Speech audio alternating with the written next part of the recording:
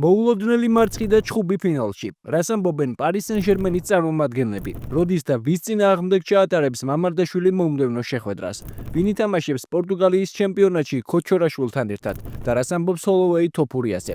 ამ და სხვა სიახლეების მოსმენამდე დალაიქე ვიდეო და გამოიწერე არხი. დავიწყოთ მსოფლიოს საკლუბო ჩემპიონატის ფინალით, რომელმაც ბევრი გულშემატკივარი, გაკვირვებული და იმერგაცრუებული დატოვა. ხვიჩე კვარაცხელიას პარი სენ-ჟერმენი ჩელსისთან 3-0 დამარცხდა.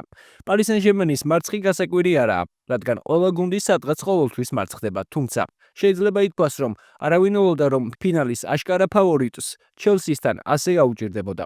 ქართველის გუნდმა სამივე გოლი პირველ ტაიმში გაუშვა. მეორე ტაიმში განსაკუთრებული არაფერი მომხდარა, გარდა იმისა, რომ ლუის ენრიკემ ქართველი მალევე გაიყვანა. შედეგიდან გამომდინარე გასაკვირი არაა, რომ როგორც კვარაცხელიას, ასევე მთელ გუნდს ცუდი თამაში ჰქონდა.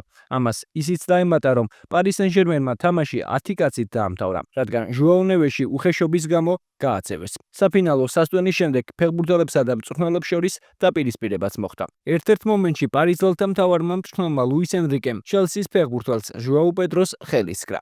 რა თქმა უნდა, სიტუაცია კიდევ უფრო დაიძაბა, მაგრამ მდგომარეობა მალევე განიმუხტა და ჩელსის ზეიმიც დაიწყო. ლუის ენრიკე კი სავარაუდოდ FIFA-სგან სანქციებს მიიღებს. უფრო კონკრეტულად კი დიდი შანსია მას რამდენიმე მატჩიანი დისკვალიფიკაცია დაემუქროს. შეხვედრის შემდეგ მედიასთან ამ თემაზე თავად ლუის ენრიკემ ისაუბრა. კომენტარი გააკეთა პარი სენ-ჟერმენის კაპიტანმა მარკინიოსმა და პრეზიდენტმა ნასერ ალ-ხელაიფმა. შეხვედრის ბოლოს ისეთი სიტუაცია შეიქმნა, რომლის თავიდან აცილება შეიძლებოდა. ჩემი განზრახვა, როგორც ყოველთვის, ფეხბურთელების განცალკევება იყო, რათა შემდგომი პრობლემები არ წარმოშობილიყო. დიდი დაძაბულობა იყო. დავინახე, როგორ უბიძგებდა მარესკა ფეხბურთელებს, სხვები კი მას. ასეთი სიტუაციები თავიდან ყველამ უნდა ავიცილოთ. ჩემი მიზანი ფეხბურთელების დაშორება იყო, რათა მდგომარეობა არ დაძაბულიყო. რაც შეეხება შეხვედრას, პირველი რამდენიმე წუთი ჩვენთვის ძალიან რთული იყო. ისინი ენერგიით სავსენი იყვნენ, მათ ჩვენზე უკეთ ითამაშეს. ყოველთვის არიან ადამიანები, რომლებიც მაკრიტიკებენ. ეს არ მაწუხებს. მე წაგებული არ ვარ. ფინალში წაგებული არაა. მხოლოდ მეორე ადგილზე გასულია. წაგებული არის ის, ვინც ნებდება, ვინც ფეხზე აღარ დგება. შეიძლება მეტნაკლებად ვიღაცას ვძულდე, მაგრამ ყველას, ვინც მიცნობს, ძალიან მოვწონ ვარ. არ ვიცი, ზედმეტად ეგოისტი ვარ თუ არა, მაგრამ ამის თქმა შემიძლია. საერთო ჯამში ძალიან კარგი ტურნირი ვქონდა, მაგრამ საბოლოოდ თასი ვერ მოვიგეთ. დამწუხრებულები ვართ. რთულია, მაგრამ ეს უმაღლესი დონის სპორტია. ასეთია ცხოვრება. ამას უნდა შეეგუო. ვფიქრობ, ჩელსიმ ძალიან კარგად ითამაშა და გამარჯვება დაიმსახურა. ამას უნდა შევეგუოთ. სეზონის დასრულების დროა. ძალიან დიდი დრო გავიდა და დროა შვებულებით დავტკბეთ. ჩვენი სისუსტეები შეისწავლეს და ტაქტიკური თვალსაზრისით პირველ ტაიმში საგრძნობლად გვაჯობეს, რის გამოც გონზე მოსასვლელად დიდი დრო დაგვჭირდა. ვფიქრობ, რომ მთავარი სირთულეები ახლა გვეწყება, რადგან ყველა გუნდი შეგვისწავლის და ასევე შეეცდება პარი სენ-ჟერმენის წინააღმდეგ ასპარეზობას. ჩვენ ძალიან ეფექტურები ვიყავით ჩემპიონთა ლიგის ფინალში ინტერთან და ამ ტურნირზე რეალთან და ბაიერნთან, თუმცა იგივეს გაკეთება ჩელსისთან არ გამოგვივიდა. შეგვიძლია ძალიან ვიამაყოთ იმით, რაც ამ სეზონში გავაკეთეთ. გვინდოდა ამ მსოფლიოს ჩემპიონატის მოგება, მაგრამ ეს რთულია. ფეხბურთელებმა ყველაფერი გაიღეს. ისინი დაღლილები იყვნენ. შესანიშნავი სეზონი ჰქონდა საუკეთესო კლუბის ისტორიაში. ვამაყობთ ფეხბურთელებითა და პერსონალით. ეს მარცხი ჩვენთვის კარგია. მომავალი სეზონისთვის. თავმდაბლები უნდა ვიყოთ. ჩვენ ვართ ყველაზე ახალგაზრდა გუნდი ამ ტურნირში. ახლა შვებულების დროა. ფეხბურთელებს დასვენების საშუალება ექნებათ. ძალიან ვამაყობთ ამ სეზონით. ბრწყინვალე იყო. მართალია ფინალი წავაგეთ, მაგრამ გუნდით ვამაყობ. პარი სენ-ჟერმენისთვის მომდევნო სეზონი 13 აგვისტოს დაიწყება, როდესაც ევროპის სუპერთასისთვის ლონდონის ტოტენჰემს დაუპირისპირდება. ლიგა 1-ის პირველ ტურში კი 17 აგვისტოს ნანტს შეხვდება. მანამდე მარცხის მიუხედავად, როგორ შეაფასებთ პარი სენ-ჟერმენის და ხვიჩე კვარაცხელიას გასულ სეზონს? დაწერეთ თქვენი აზრი კომენტარებში. ახლა კი კარგი ამბავი. ლივერპულში გიორგი მამარდაშვილის კარიერა დაიწყო. ქართველს დებიუტი პრესტონ სიტის წინააღმდეგ ჰქონდა. მან მოედანზე ერთი ტაიმი გაატარა, რადგან ამხანაგური შეხვედრა იყო და მეორე ტაიმში მთელი გუნდი შეიცვალა. რაც მთავარია, მან ამ პერიოდში კარი მშრალად შეინახა, თუმცა აღსანიშნავია ისიც, რომ ის დატვირთული არ ყოფილა. გიორგის მოგერიება არ ქონია, მან მხოლოდ ერთხელ ითამაშა გამოსვლაზე. საერთო ჯამში ბურთს 21 ჯერ შეეხო და 18-დან 14 ზუსტი პასი გააკეთა. აღსანიშნავია ისიც, რომ შეხვედრის შემდეგ ქართველმა ლივერპულის გულშემატკივრების დიდი მოწონება დაიმსახურა, რასაც სოციალურ ქსელში კომენტარებიც მაწმობს.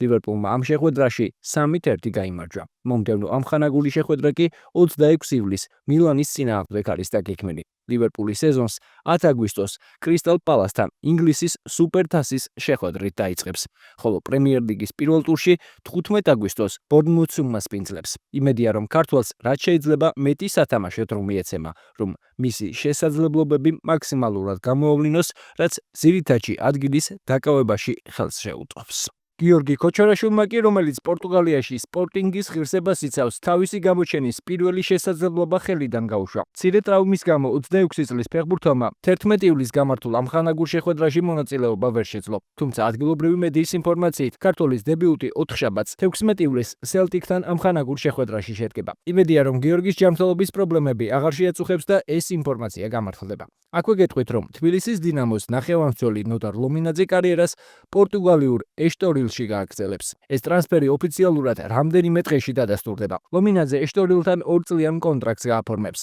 ვინც არ იცით, გეტყვით, რომ ეშტორილმა გასულ სეზონში პორტუგალიის ჩემპიონატში მერვე ადგილი დაიკავა. შეგახსენებთ, რომ 23 წლის ქართველი ნახევარმცველი, რომელმაც ივნისში ევროპის 21 წლამდე ჩემპიონატზე ითამაშა და პოლონეთს გოლი გაუტარა, თბილისის დინამომ 3-ჯერ გაანათხოვრა. ჯერ გაგრაში, შემდეგ სამგურალში და ბოლოს გორის დილაში. მიმდინარე სეზონი კი თბილისის დინამოში დაიწყო. იმედია, რომ ლომინაძე ახალ გუნდში ძირითადში ადგილს მალე დაიკავებს და მისი და ქოჩორას დაპირისპირებასაც ვნახავთ. ახლა კი UFC და მერაბ დვალიშვილი, რომელიც 2025 წლის საუკეთესო მებრძოლად დასახელდა. ESPN-ის პრესტიჟული ყოველწლიური დაჯილდოების ცერემონიაზე სპორტის სამყაროს ყველაზე გამორჩეულ წარმომადგენლებს სხვადასხვა კატეგორიაში აჯილდოვებენ. აღსანიშნავია, რომ მერაბის გარდა ჯილდოზე კიდევ 3 სპორტსმენი იყო ნომინირებული. მსუბუქი წონის ყოფილი ჩემპიონი ისლამ მახაჩევი, საშუალო წონის ჩემპიონი დრიკუს დუპლესი და ქალთა სუპერ მსუბუქი წონის ჩემპიონი კაილა ჰარისონი. წლევანდელი ჯილდო 2024 წლის 1 ივლისიდან 2025 წლის 20 ივნისამდე პერიოდს მოიცავდა. შესაბამისად, მეორე ქართველი ჩემპიონი ილია თოფურია წელს ნომინაციაში არ მონაწილეობდა,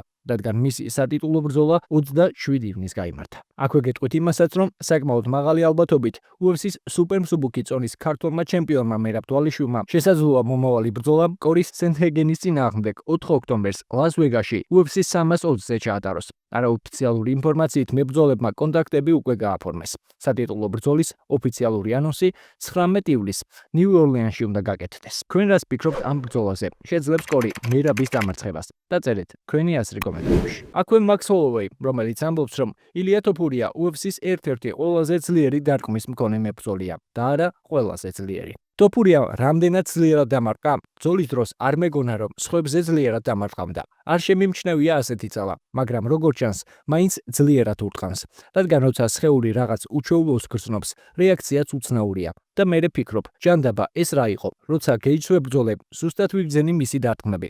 მას ძალიან ძლიერი ხელი აქვს. თოფურიას დარტყმისას არ მქონია ის განცდა, ვაუ, როგორ ძლიერად მირტყამს. მაგრამ უნდა ვაღიარო, რომ მასაც ძლიერი დარტყმა აქვს, რადგან როცა მას ვინმე ეხება, შემდეგ ხედავ თუ რა მოსდის იმ ხალხს. დღის ბოლოს ძნელია უარყო, რომ თოფურია რეიტინგში ყოფთაგან შესაძლოა UFC-ს ერთ-ერთი ყველაზე ძლიერი დამტყმელი იყოს ისტორიაში. ეთანხმებით BMF-ის კამრის მფლობელს. რას ფიქრობთ, რომელს უფრო ძლიერი დარტყმა აქვს, თოფურიას თუ გეიჯის? დაწერეთ თქვენი აზრი კომენტარებში. ახლა კი NBA და სანდრო მამუკელაშვილი, რომელმაც რეპტორსთან 2 წლიანი კონტრაქტი გააფორმა და ახალ გუნდში სერბ დარკო რაიაკოვიჩის ხელმძღვანელობით ითამაშებს. ქართველმა ახალ გუნდში გადასვლის შემდეგ მედიასთან პირველად ისაუბრა და ბევრ საინტერესო საკითხს შეეხო. როდესაც მწვრთნელთან საუბარი მქონდა, მითხრა, რომ ყველაზე მთავარი იყო დაცვაში ხისტად თამაში შემძლებოდა. ეს ჩემთვის ნამდვილად საინტერესო სიტუაცია და მგონია, რომ გამოწვევასთან განკლავებას შევძლებ. სურს თამაშის ეს ასპექტი კიდევ უფრო მაღალ დონეზე ავიყვანო. დარკოს გუნდში ყოფნა ნამდვილად კარგია ახალგაზრდა კალათბურთელებისთვის, რომელთაც წინსვლა სურთ. ერთად ამის გაკეთება გაცილებით იოლია. არაფერია იმაზე კარგი, როდესაც ამგვარი პროექტის ნაწილი ხდები. მე ნამდვილად მინდა დავამტკიცო, რომ აქ ყოფნას ვემსახურებ. შემიძლია NBA-ში 10 წელი გავატარო და ჩემი კვალის დატოვება მოვახერხო. 2 წელიწადნახევრის განმავლობაში ამის შესაძლებლობა სან ანტონიოში მქონდა. თუმცა ვფიქრობ ახლა შემდეგი ნაბიჯის გადადგმის დრო მოვიდა. ტორონტო ნამდვილად ჩინებული ვარიანტი იყო. მოხარული ვარ, რომ აქ მიმყოფები და ყველაფერს გავიღებ ორგანიზაციისთვის, ქალაქისთვის და კომაგებისთვის. ვიცი, რომ ტორონტოში საკმაოდ დიდი ქართული დიასპორაა. ამდენად, ჩვენს საშინაო შეხვედრებზე საქართველოს დროშების ხილვასაცველი. შეგახსენებთ, რომ მარჩის ანდრომ ნიუ-იორკს 19 წუთში 34 ქულა ჩაუგდო, რაც NBA-ის რეკორდია იმ კალათბურთელებს შორის, რომელთაც შეხვედრაში 20 წუთზე ნაკლები ითამაშეს. ბოლოს წარმატებები ვუსურვოთ სანდროს და ქართველ სპორტსმენებს. თქვენ კი თუ მოგეწონათ ვიდეო, დაალაიქეთ, გამოიწერეთ არხი და ჩართეთ ზარისხილაკი, რომ არ გამოგჩეთ შემდგომი საინტერესო სიახლეები.